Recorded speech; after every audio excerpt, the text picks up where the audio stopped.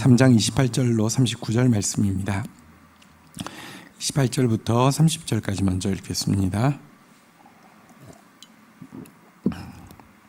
그 후에 다윗이 듣고 이르되 넬의 아들 아브넬의 피에 대하여 나와 내 나라는 여호와 앞에 영원히 무죄하니. 29절 그 죄가 요압의 머리와 그의 아버지의 온 집에 돌아갈지어다. 또 요압의 집에서 백탁병자나 나병 환자나 지팡이를 의지하는 자나 칼에 죽는 자나 양식이 떨어진 자가 끊어지지 아니할지로다 하니라. 30절 제가 읽겠습니다. 요압과 그의 동생 아비새가 아브넬을 죽인 것은 그가 기브온 전쟁에서 자기 동생 아사엘을 죽인 까닭이었더라. 자, 요압은 자기 개인적인 감정으로 지금 아브넬을 죽였죠. 또 사실은 자기 개인적인 감정보다 더한 것은 자기 개인적인 야망을 방해하는 아비새를 제거한 것이죠.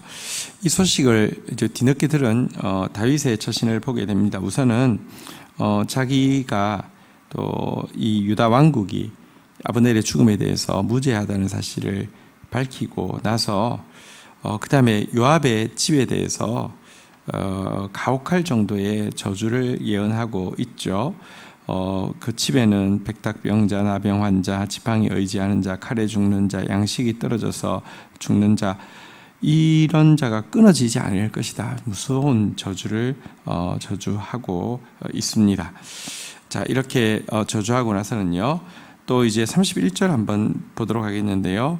31절부터 우리 34절까지 교독을 하겠습니다. 다윗이 요압과 및 자기와 함께 있는 모든 백성에게 이르되 너희는 옷을 찢고 굵은 배를 띠고 아브넬 앞에서 애도하라 하니라. 다윗 왕이 상렬을 따라가 32절 같이 읽겠습니다. 시작. 아브넬을 헤브론에 장사하고 아브넬의 무덤에서 왕이 소리 높여 울고 백성도 다 우니라. 33절 제가 읽겠습니다.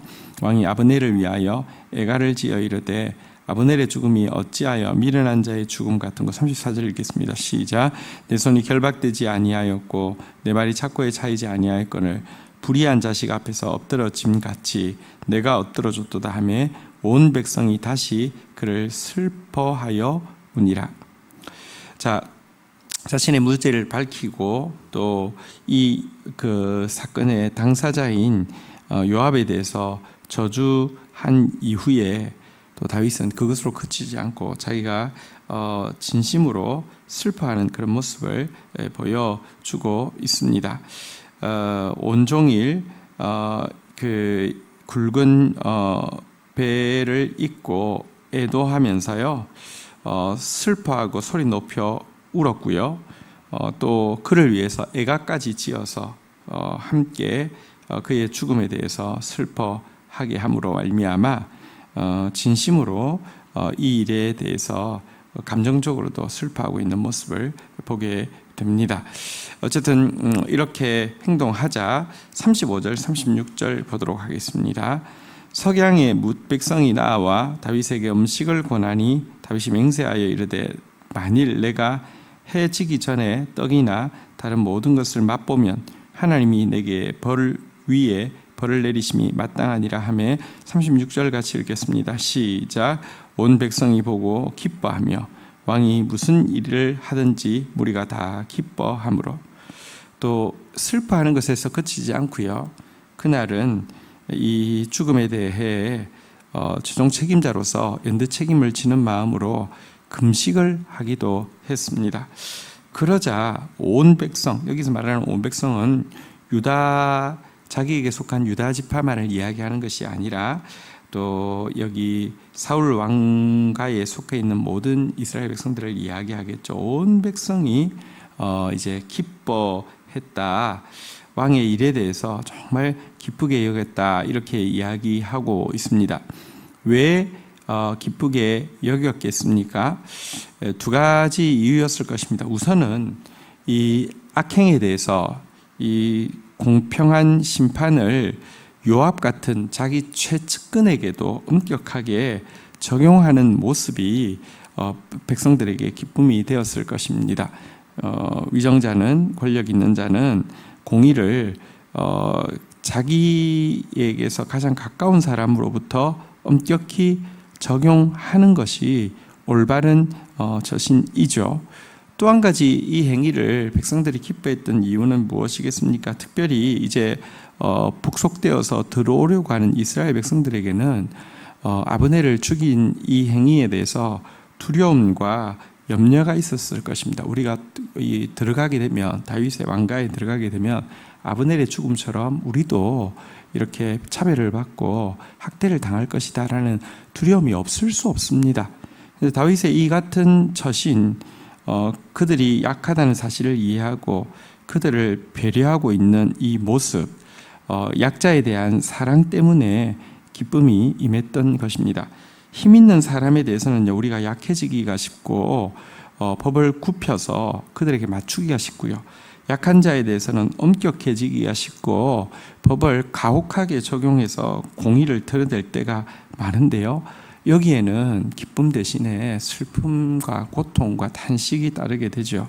그러나 힘 있는 자에 대해서 공의를 적용하고 약한 자를 배려하는 하고 사랑이 바로 서게 될 때 기쁨이 임하게 됩니다. 어쨌든 다윗은 이 일을 그 아브넬의 죽음이라는 돌발 변수 앞에서 잘 행하고 있는 모습을 보게 됩니다. 자, 그런데 이제 요압에 대해서 다시 한번 이야기를 하고 있습니다. 자, 37절부터 우리 한번 좀 보도록 하겠습니다. 37절. 이날에야 온 백성과 온 이스라엘이 넬의 아들 아브넬을 죽인 것이 왕이 한 것이 아닌 줄을 아니라. 38절 같이 읽겠습니다. 시작. 왕이 그의 신복에게 이르되 오늘 이스라엘 지도자요 큰 인물이 죽은 것을 알지 못하느냐. 39절 제가 읽겠습니다. 내가 기름 부음을 받은 왕이 되었으나 오늘 약하여서 수르야의 아들인 이 사람들을 제어하기가 너무 어려우니 여호와는 악행한 그에게 그 악한 대로 갚으실지로다 하니라. 자, 어쨌든 오늘 행한 다윗의 모든 언행들은 그가 정말 아브넬을 죽인 것에 어떠한 연관도 없음을 분명히 드러내 주었습니다. 자, 그런데 그리고 나서 한 다윗의 말은 우리가 좀 유념해서 볼 필요가 있습니다.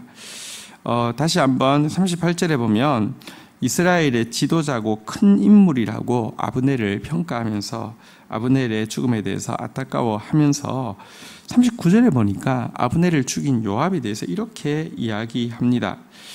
나는 비록 기름 부음 받은 왕이지만 지금은 약하여서 수르야의 아들인 이 사람들, 다시 말하면 요압과 아브넬을 제어하기는 너무 어렵다라고 이야기합니다. 이것은 요압이 얼마나 지금 큰 권세를 가지고 있는지를 보여주는 것이기도 한데요. 그러니까 자기가 어려워서 못하니까 여호와는 악행한 자에게 그 악한 대로 갚으실지로다라고 이야기하면서 여호와께 부탁을 하고 있는 장면을 보게 됩니다. 자, 여기서 두 가지를 좀 생각해 보도록 하겠습니다. 먼저는 여호와의 심판에 대해서 생각을 해 보겠습니다. 여러분, 요압이 한 행동은 우리가 본 바대로 자기 개인적인 감정을 더 앞세우고 자기 개인적인 야망을 더 위해서 살육 행위를 한 것이지 그가 정의와 공의 때문에 심판한 것 아니잖아요. 그리고 이 행위에 대해서 어쨌든 기름 부음 받은 왕인 다윗이 무서울 정도의 저주를 했고요. 다시 한번 여호와는 악행한 자에게 그 악한 대로 갚으실지로다라고 하나님의 심판을 맡기고 있지만 여러분, 이 심판이 임했습니까? 어떻게 생각하세요? 사실은 이제 7년 반 동안에 그 헤브론에서의 통치를 마치고 여러분 예루살렘에서 무려 30년 동안 이제 통치를 하게 되는데요. 그런데 여러분, 이 기간 동안에 요압은 한 번도 권력을 잃은 적이 없습니다. 아니, 점점 더 강한 권력을 가지게 되었습니다. 심판에 대해서 첫 번째 알 것은 다윗이 저주했다고 해서 하나님께 심판을 부탁했다고 해서 심판이 곧바로 임하지 않았다는 사실입니다. 이것은 아브넬을 죽인 그의 행위가 교만한 것이고 사악한 것이기는 하지만 여러분, 하나님은 각 사람의 행위를 재고 있는데요. 지금 예언된 저주를 받기에는 악의 분량이 다 채워지지 않았기 때문에 심판하지 않는 것입니다. 그러면 우리는 이 하나님의 심판이 오래 걸린다는 사실을 보면서 두 가지 다르게 반응할 수 있겠죠. 심판은 별로 무서워하지 않아도 돼. 어차피 아무 당장에 지장 없어. 이러면서 강리 배 밖에도 나올 수 있고요. 반대로 하나님의 심판은 반드시 임한다는 사실을 두려워함으로 말미암아 오래 참으시는 하나님 앞에서 지금도 내 행위를 저울에 달고 계신 하나님 앞에서 두려움으로 돌이킬 수도 있겠죠. 요압은 갈수록 다윗이 한 저주에 대해서는 기억에 전혀 없을 것입니다. 백탁병자, 나병 환자, 지팡이 의지하는 자, 칼에 죽는 자, 양식에 떨어진 자, 끊어지지 않게 해달라는 저주, 조금도 그에게 두려움도 되지 않았고요. 기억도 나지 않았을 것입니다. 그러나 여러분, 하나님은 긍휼을 베푸시고 하나님은 오래 참으시는 분이시지만 동시에 하나님은 공의로운 분이시고요. 하나님은 죄악의 분량이 차면 반드시 심판한다는 사실을 기억해야 합니다. 나중에 그가 아브넬하고 똑같이, 여러분, 아브넬이 이스보셋을 세운 거 자기 권력을 유지하기 위함 아닙니까? 이 요압이 아도니아는 하나님의 뜻이 아님을 알았음에도 불구하고 그를 왕위에 세워줄 때에 자기가 그 아버지 때에 쥐고 흔들었던 권세가 더 강해진다는 생각 때문에 이 아도니아의 옹립의 주도적인 역할을 하다가 결국은 솔로몬 왕에 의해서 비참하게 죽임을 당하는 것으로 심판은 단행됩니다. 하나님의 심판은 정확합니다. 그래서 하나님께서 기회를 주셨을 때 회개하고 돌이키는 건 너무 중요하다는 사실을 좀 볼 필요가 있습니다. 그러나 또 동시에 오늘 이 말, 여호와께 이 악행에 대해서 갚아 주시기를 요구하면서 나는 기름 부은 왕이지만 약하여서 할 일이 없다, 제어하기가 너무 어렵다고 이야기한 다윗의 말에 대해서도 좀 돌아보아야 합니다. 여러분, 왕으로 세워주셨는데요, 요압을 제어하기가 어렵다, 나는 기름 부은 왕이지만 힘이 없다 라고 이야기하는 것, 이것은요 믿음 없는 행동이고요, 책임감 없는 언사임을 분명히 알아야 합니다. 사실 여러분, 그가 약하여져서 제어하기가 어려운 이유가 요압이 너무 강해서일까요?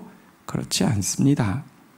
사실은 다윗이 이 범죄하는데 요압과 공모자가 되기 때문에 점점 더 약하여져서 점점 더 제어하기가 어려워지게 된 것도 분명히 알아야 합니다.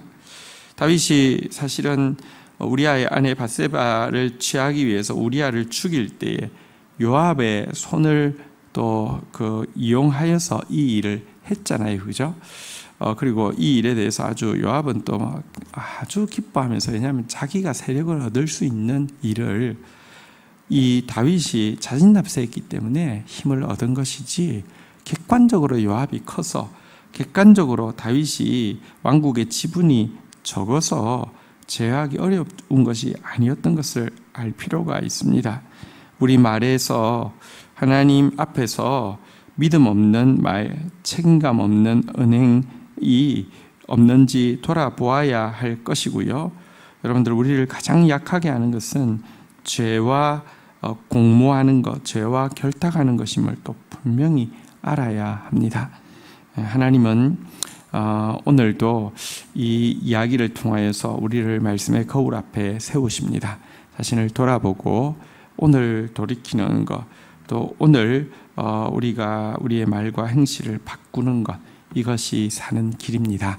주신 말씀 붙잡고 우리 주님 앞에 나아가 기도하는 시간 가지도록 하겠습니다. 함께 기도하시겠습니다.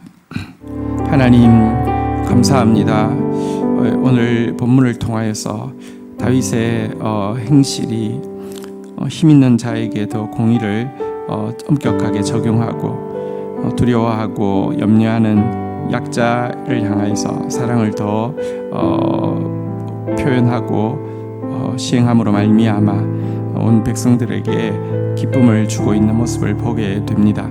하나님, 제가 힘 있는 자 앞에서 더 공의로워지며 약한 자 앞에서 더 사랑으로 섬기는 그런 지도자가 되어질 수 있도록 이처럼 저를 붙들어 주시기를 간절히 간구하고 소원합니다.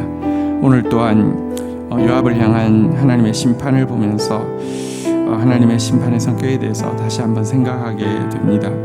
하나님 공의롭게 심판하시는 하나님이시지만 하나님 또 긍휼이 많으시고 회개할 기회를 주시기 위해서 오랫동안 참으시고 심판을 유예하시며 그의 행실을 저울에 달고 있는 모습을 보게 됩니다. 하나님, 이 앞에서 하나님을 두려워하지 아니하고 또 죄의 분량을 더 채우는 요압과 같은 어리석고 악한 자 되지 않도록 도와주시옵시며 하나님의 오래 참으심 앞에서 회개하고 돌이키어 하나님 긍휼을 덧입는 저희가 되어질 수 있도록 은총을 베풀어 주시옵소서. 또한 다윗의 참 믿음 없는 언행 또 이 무책임한 행실을 또 우리가 보게 됩니다. 절대 그렇게 되지 않게 하여 주시옵소서. 하나님, 내가 힘이 없어지는 것은 나에게 힘이 없기 때문이 아니라 내가 죄악에 공모하고 죄악에 결탁했기 때문임을 고백합니다. 오늘도 죄에 참여하는 자 되지 않게 하여 주시고 철저히 죄를 끊어냄으로 말미암아 하나님께서 맡겨주신 영역에서 바르게 리더십을 행사하는 사람 되어질 수 있도록 은혜를 더하여 주옵소서. 감사합니다. 예수 그리스도의 이름으로 기도 올립니다. 아멘.